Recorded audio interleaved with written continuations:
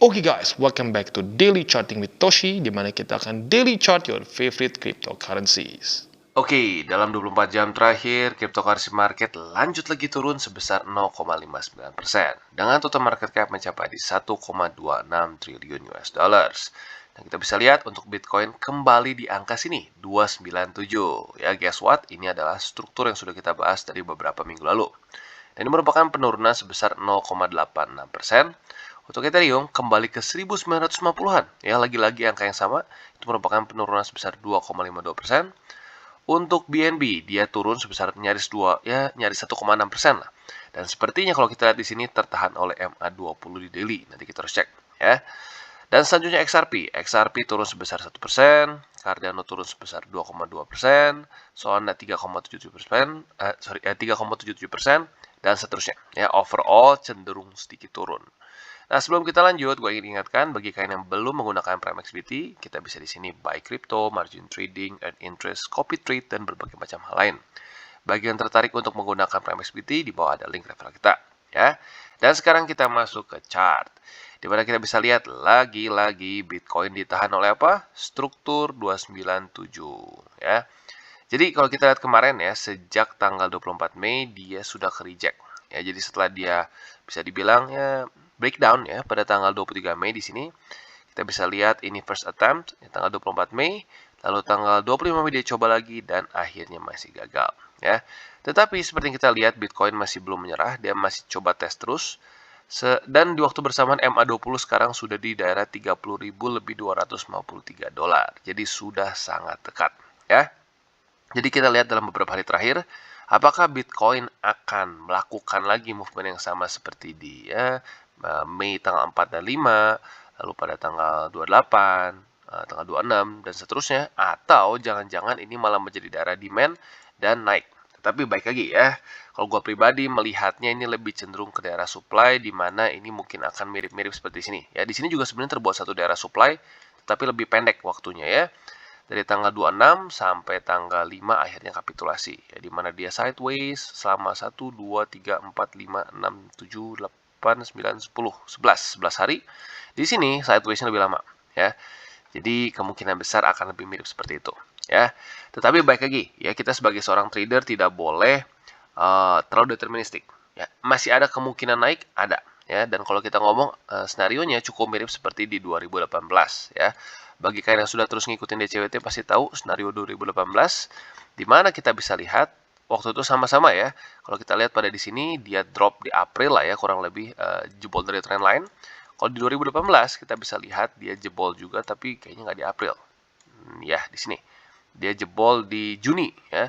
Setelah dia jebol, dia turun dulu, lalu dia ada rally lagi ke MA200. Jadi ada probability ya bahwa Bitcoin bisa saja ini benar-benar menjadi daerah demand ya. Daerah demand lalu dia naik dan retest MA200 ya. Jadi kurang lebih seperti itu. Ini dua probabilitas yang paling besar ya. Yang pertama adalah supply dan langsung jebol, atau dia pelan-pelan berhasil lagi rally ya, dan menuju ke MA200, kemungkinan besar ke reject lagi ya. Jadi kurang lebih seperti itu untuk Bitcoin ya. Bagi lagi-lagi buat kalian yang tertarik untuk akumulasi Bitcoin dan lain-lain bisa menggunakan link refraktor di bawah ya. Dan sebelum kita lanjut lagi ke TA-nya, kita akan masuk dulu ke newsnya. Oke, dan news kita pada hari ini datang dari Terra Luna, di mana akhirnya sudah diputuskan untuk melakukan Terra 2.0 atau hard fork. Ya, jadi sepertinya kalau kita lihat dari retailer investors gitu ya, banyaknya tidak setuju dengan Terra 2.0. Tetapi ya, satu hal yang mungkin kita lupa ya, para backer dari Terra ya, VC mereka memegang Luna paling banyak. Ya, jadi sepertinya kalau kita lihat di sini ya, para backer dari Terra, VC dari Luna akhirnya memutuskan untuk membuat Terra 2.0 ya. Dan apa namanya seperti yang gue bilang ya, Terra 2.0 ini adalah satu blockchain baru jadi technically ya. Ini seperti dulu Ethereum di 2015 atau 16 gue lupa ya, di mana mereka kena DAO attack. Lalu akhirnya diputuskan untuk proposal membuat blockchain baru dan terbuatlah Ethereum. Ya, jadi buat kalian yang nggak tahu, Ethereum yang kita pegang sekarang yang warna biru ya, itu adalah Ethereum hard fork ya. Yang aslinya atau blockchain aslinya ya, atau originalnya lah, bukan asli. Originalnya adalah Ethereum klasik yang warna hijau ya. Jadi kemungkinan besar Terra Luna akan melakukan hal seperti itu ya. Nah, dan di sini kita bisa lihat cukup banyak yang akhirnya memilih untuk passive proposalnya ya sebesar 1.623. Ya, jadi baik lagi sepertinya kalau gue lihat ini bukan retailer sebenarnya ya yang memiliki vote besarnya, tetapi para VC. Ya, jadi ini mungkin salah satu juga ya kelemahan lagi dari Terra Luna, banyak VC-nya di dalamnya ya. Dan kalau kita lihat di sini sepertinya mereka akan tidak akan membawa USD ke yang baru gitu. Jadi dianggapnya USD ini akan digantikan dengan Luna ya. Luna yang baru tentunya. Jadi kurang lebih bentuknya seperti ini ya. 30% dari token akan diberikan ke pool investor untuk Terra Community. 35% untuk yang memegang Luna saat sebelum dia collapse ya. Jadi sebelum dia drop parah itu akan dapat 35%. Ini bentuknya tentunya dalam airdrop ya. Lalu 10% untuk pre-collapse USD holder ya. Dan 25% lagi untuk alokasi traders yang still own Luna and USD after the crash. Ya, jadi bisa dibilang akan semuanya digantikan dengan Luna baru. Ya, jadi Luna yang lama akan berubah nama menjadi Luna Classic dan Luna yang baru akan ganti nama menjadi Luna saja seperti yang sekarang. Ya, jadi ini benar-benar literally secara penamaannya sama persis kayak Ethereum juga. Ya, jadi Luna yang dulu akan jadi Classic dan Luna yang baru akan jadi Just Luna. Ya. Dan tentunya ini cukup banyak skeptik ya. Dan ya jujurnya gue pribadi pun ya gue berharapnya lebih ke kita balikin USD dulu pelan-pelan. Buat dulu satu kepercayaan baru ya kita lanjut lagi. Nah, tetapi pada faktanya ternyata ya tidak seperti itu. Mereka memutuskan untuk hard fork dan tentunya ada beberapa juga ya kritik. Salah satunya adalah dari Vinjay Ayar. Ini adalah Head of International dari Luno Crypto Exchange. Dia mengatakan there has been a massive loss in confidence overall in Terra Project. Ya, ada satu kehilangan kepercayaan, yaitu kehilangan kepercayaan terhadap project Luna in general. Ya. Tapi baik lagi, ya ini sudah sudah diputuskan secara demokratis juga, ya via on-chain governance. Jadi ya sudah, ya tinggal kita tunggu saja. Dan berita bagusnya apa? Ya buat kalian yang mungkin pikir, bang, gimana nih? USD gua, Luna gua itu adanya di Binance. Ya, gua nggak ada di Anchor atau di lain-lain. Apakah gua akan tetap dapat juga? Nah, good news-nya tetap akan dapat. Ya, buat kalian yang pengen tahu detailnya boleh coba cari di Twitter ya. Intinya adalah Binance dan beberapa exchange besar lain pun sudah sudah mau membantu dalam urusan airdrop ini.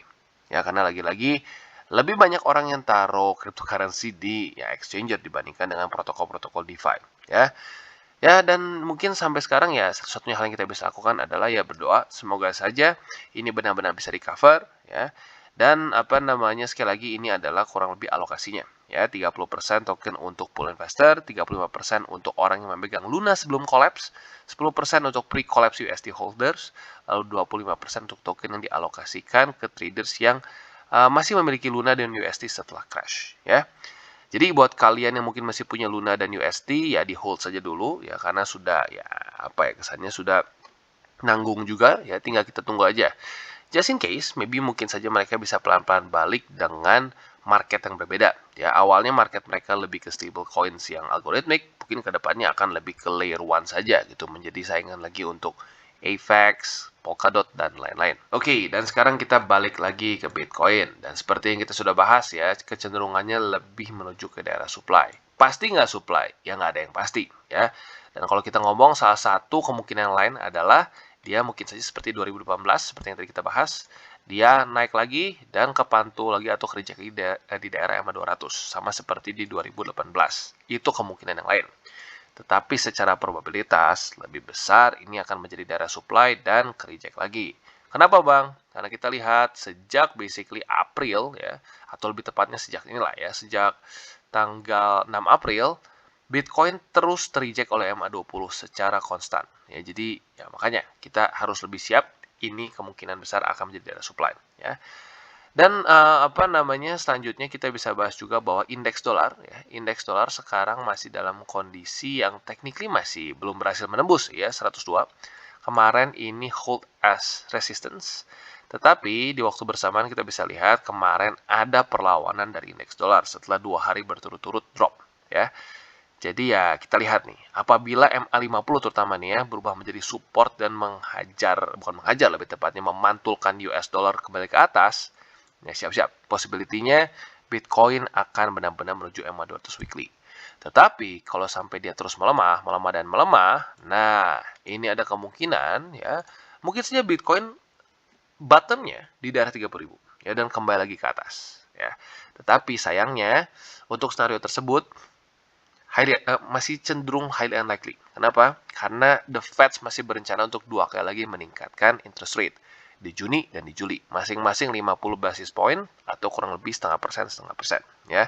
Maka dari itu ya otomatis itu akan menjadi bensin untuk indeks dolar ya. Dan balik lagi ke Bitcoin, seperti yang kita tahu ya, targetnya kalau sampai ini benar-benar supply adalah MA200 weekly yang sekarang ada di berapa? Di 22.000 ya. Tapi gue sekali lagi ingatkan, ini adalah moving average. Semakin lama kita stay di sini, semakin dia naik dari minggu ke minggu ya. Pertama kali gue bahas mengenai MA200 weekly ini tuh saat dia masih di harganya di bawah dari 20.000 ya, di sini sekitar ya Januari Februari lah ya, di mana dia masih 19.000. Sekarang kita bisa lihat sudah di daerah 22.000 ya, sudah naik kurang lebih ya 3.000 dolar ya. Maka dari itu kita harus tetap sadar bahwa ini akan terus gerak ya. Dan secara statistik ya, secara histori, apa yang terjadi? Possibility-nya seperti apa? Possibility-nya lebih ke MA200 weekly. Kenapa? Karena MA20 dan 50 sudah cross di weekly ya, bukan daily. Kita lihat di sebelum-sebelumnya ya. Di tahun sini ya, tahun 2020 cross MA200. Cross MA200. Di sini juga cross ya, cross MA200 juga ya. Jadi saat MA20 dari atas nggak cross ke bawah ke MA50, secara statistik selama MA200 ada ya sepanjang sejarah dia selalu ke MA200 weekly. Ya, jadi makanya lebih baik kita siap-siap mental ini akan menuju ke MA200 weekly. Sama seperti seorang petinju ya, seorang petinju yang tahu dia bakal terpukul dan dia menahan ya dengan sekuat tenaga ya, dengan otot dia, itu akan lebih tidak sakit dibandingkan dengan orang yang tidak sadar dia akan dipukul. Makanya kenapa ada satu term sucker punch, itu siapapun kalau kena akan ya jatuh, pingsan. Kenapa? Karena tidak siap ya. Nah, tetapi kalau kita sudah siap dengan possibility drop ke 200, seharusnya kita tidak akan sampai pingsan. Sakit, tapi tidak sampai pingsan ya. Jadi kurang lebih seperti itu. Bagi kalian yang tertarik untuk akumulasi, sekali lagi di MA200 weekly, tapi please gue ingatkan jangan pakai uang panas, jangan berharap ini akan seperti ini, mantul dan new all time high hanya dalam waktu beberapa bulan. No, biasanya untuk akumulasi saja di MA200 itu butuh beberapa minggu. Di sini udah dihitungnya ultra cepat, cuma 4 minggu ya. Di sini belasan minggu, di sini sampai puluhan minggu ya.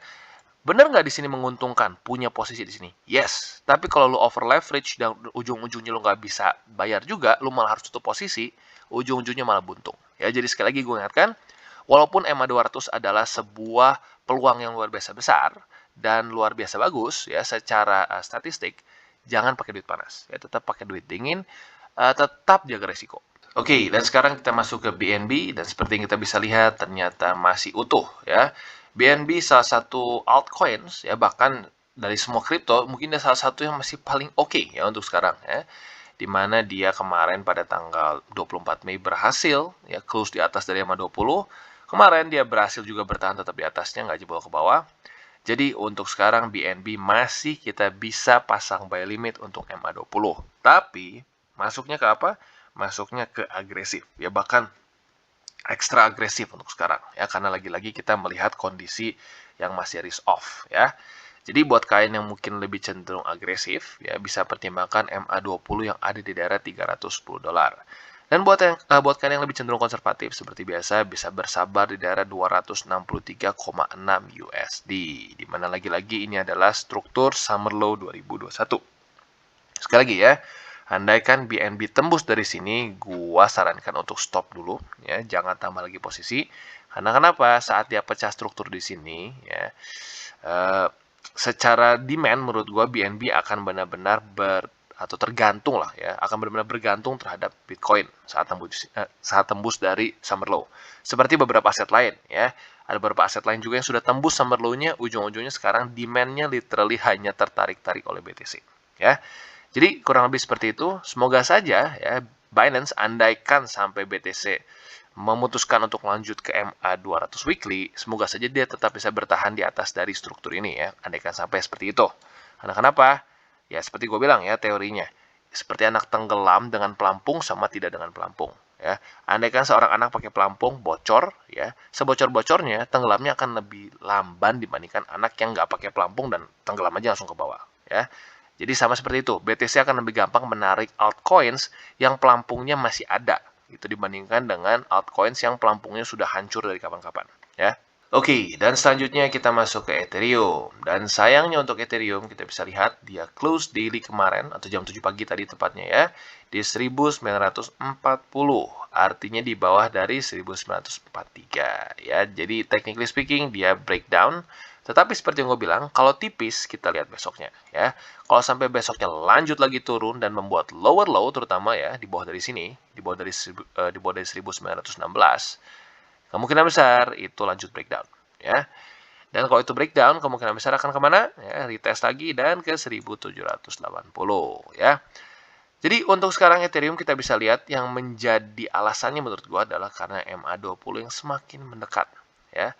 Sebelumnya saat MA20 jauh di sini ya pada tanggal 15 Mei dan 16 Mei, Ethereum masih lebih berani naik ke atas seperti di sini. Tetapi semakin dekat MA20, kita bisa lihat Ethereum semakin takut sepertinya ya. Takut, dan akhirnya sekarang mulai jebol lagi support, ya. Ya karena apa? Ya karena kalau kita lihat pada faktanya sejak tanggal 6 April, Ethereum sudah ditolak sebanyak 1, 2, 3, 4, 5, 6, 7, 8. Ya, 8 kali di reject oleh MA20 ya. Dan terutama yang paling sakit di tanggal 5 Mei di sini ya, di reject dan kapitulasi luar biasa besar. Jadi ya normal lah. Seperti gini, kalau lu misalkan dipukulin terus sama satu orang gitu di sekolah ya, otomatis lu pasti akan trauma dengan dia dan menjauhi si MA20 lah atau si orang tersebut. Nah, bayangkan orang tersebut adalah si MA20 yang sudah 8 kali memukuli kita gitu kesannya ya. Jadi ya baik lagi untuk sekarang yang mungkin masih tersisa adalah harga di 1780 untuk averaging. Dan seperti juga dengan BNB ya, kalau BNB di 300 berapa? 316 ya. Ya, 263 ya. Untuk Ethereum dia di 1780. Andaikan dia tembus dari situ, stop dulu averaging Ethereum karena kenapa? Itu adalah summer low 2021 ya. Jadi kurang lebih seperti itu untuk Ethereum. Oke, dan selanjutnya Polkadot. Dan untuk Polkadot lagi-lagi masih sama ya. Kemungkinan besar akan menjadi daerah supply, bahkan ini lebih parah mungkin secara ini ya, secara daerah supply-nya benar-benar flat banget. Kalau Bitcoin masih ada lumayan lah ya, masih ada price range lumayan besar. Untuk Polkadot ini literally very apa ya, stagnan banget ya. Kalau kita lihat 4 hourly-nya sangat flat. Jadi ya baik lagi untuk Polkadot gue pribadi belum sarankan untuk beli lagi karena yang pertama sudah tembus dari daerah supply ini ya, bukan daerah supply tapi daerah support, yaitu ini adalah struktur summer low 2021 sudah tembus dari tanggal 9 Mei ya. Nah, dan setelah dari itu kita bisa lihat dia gagal reclaim dan MA20 semakin mendekat. Ya, maka dari itu untuk Polkadot gue sarankan stop dulu, jangan dulu kalian averaging ya. Dan kapan nih Bang kita bisa mulai averaging lagi? Andaikan Polkadot mulai berhasil daily close di atas lagi dari $10 lebih 89 sen ya. Dan apabila dia berhasil mantul ya, nah kita boleh pertimbangkan untuk averaging. Tetapi dengan kondisi seperti sekarang, lebih baik kita hold dulu aja karena menurut gua secara struktur kurang worth it. Oke, dan sekarang kita masuk ke Phantom. Untuk Phantom kita bisa lihat secara TA-nya ini sangat rapi ya. Dia ke-reject oleh daerah 43 sen awalnya. Lalu pada tanggal 24 Mei dia lanjut lagi ke-reject. Lalu pada tanggal 25 Mei alias kemarin dia kembali ke-reject oleh apa? Struktur yang berkonfluence dengan MA20 sebagai resisten ya. Jadi ini benar-benar membuktikan bahwa technical analysis itu ada gunanya. Ya, jadi jangan kalian beralasan untuk wah, technical analysis nggak guna, ya itu cuma garis-garis doang. Ya ini kalau cuma garis-garis doang kok bisa pas banget gitu. Kenapa? Karena lagi-lagi ini berguna.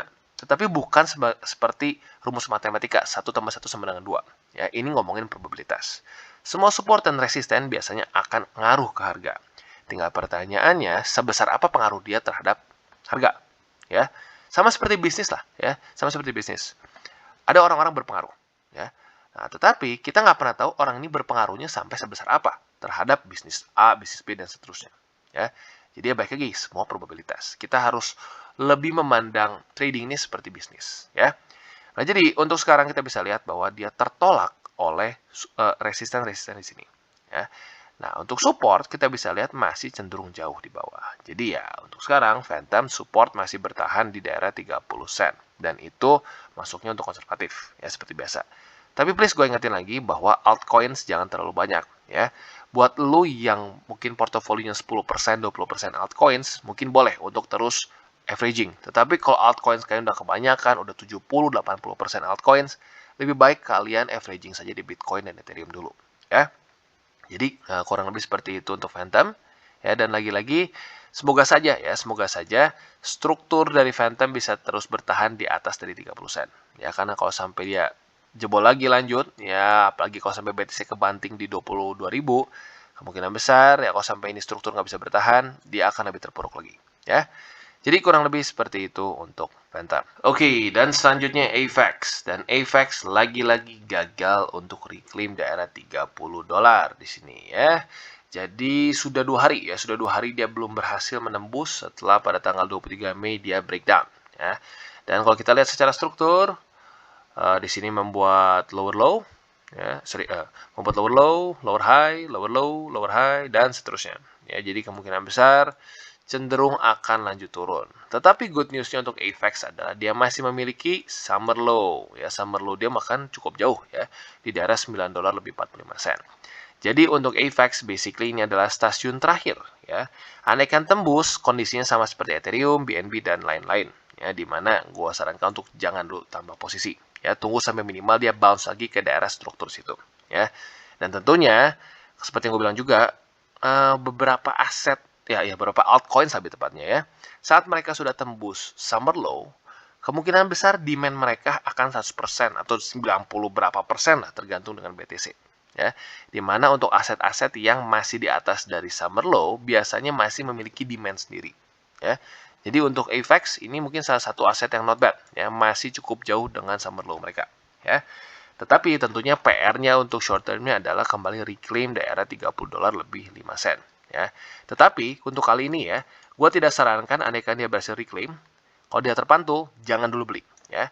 Kalian beli andaikan dia berhasil menaklukkan EMA20. Kalau belum berhasil EMA20, gue sarankan skip dulu. Ya. Jadi kurang lebih seperti itu untuk AVAX. Gue ulangi, selama dia belum berhasil menaklukkan 20, jangan averaging di daerah sini. Dan apabila dia lanjut turun terus, ya sudah. Ya, kalian bisa averaging terakhir di daerah 9 dolar lebih 45 sen. Oke, dan Matic ya setelah pada tanggal 18 Mei dia breakdown, sudah berapa hari nih? 1, 2, 3, 4, 5, 6, 7, 8. Dia masih struggling terus di bawah dari struktur resisten di 68 dolar. Ya. Berita buruknya apa? MA20 semakin mendekat. Ya, kita lihat sendiri MA20 seganas apa? Yes, ya sama seperti aset lain. Ganas, ya berkali-kali di reject oleh MA20. Bahkan yang ekstrimnya di sini, ya pada tanggal 5 Mei dia bahkan nggak perlu kena 20 langsung jebol ke bawah. Ya, jadi ini menunjukkan bahwa MA20 sekarang menjadi preman yang luar biasa menyeramkan di cryptocurrency market. Ya, MA20 daily. Jadi untuk sekarang, kalau secara probabilitas, ya apalagi se-flat ini, kita lihat di 4 hourly-nya ya, literally flat banget. Ya, ya kita harus siap-siap kecenderungannya adalah ini akan menjadi daerah supply saat MA20 kena, akhirnya dia akan kapitulasi. Atau ya minimal pelan-pelan turun membuat lower low dan lower high. Jadi possibility-nya antara satu, kena kapitulasi seperti di sini, atau dia kena di sini, dia membuat lower low, dites lower low lagi, dan seperti itu. Ya, jadi ya not looking too good. Ya, dan untuk Matic sayangnya seperti yang kita bisa lihat summer low-nya sudah jebol. Ya, ini lagi-lagi sesuai dengan teori kita. Ya, di mana aset atau altcoins yang sudah jebol dari summer low biasanya dia akan cenderung kehilangan demand-nya sendiri ya. Dia akan lebih bergantung terhadap Bitcoin ya. Jadi ya kurang lebih seperti itu ya. Jadi tinggal kita lihat saja separah apa dia turun kalau sampai Bitcoin tidak bisa recover dalam waktu dekat. Oke guys, jadi itu adalah akhir dari segmen DCWT kita pada hari ini. Dan jangan lupa bagi kalian yang merasakan manfaat dari segmen ini, jangan lupa untuk share ke teman-teman kalian. Dan apabila lu pengen mensupport channel kita, ya TCI, jangan lupa untuk menggunakan link referral kita di bawah. Nggak wajib, ya, tetapi apabila lu menggunakan link referral kita di bawah, ada macam-macam ya, dari Bybit, Huobi, Maxi, toko kripto, dan banyak lagi. Ya, walaupun nggak wajib, tapi kalau menggunakan link referral kita, lu secara langsung membantu perkembangan dari TCI. Dan satu lagi, jangan lupa juga untuk join Telegram group kita, di mana kita bisa ngobrol-ngobrol santai mengenai dunia cryptocurrency secara dua arah. So, jangan lupa untuk like, subscribe, click the bell icon, and see you on the next video.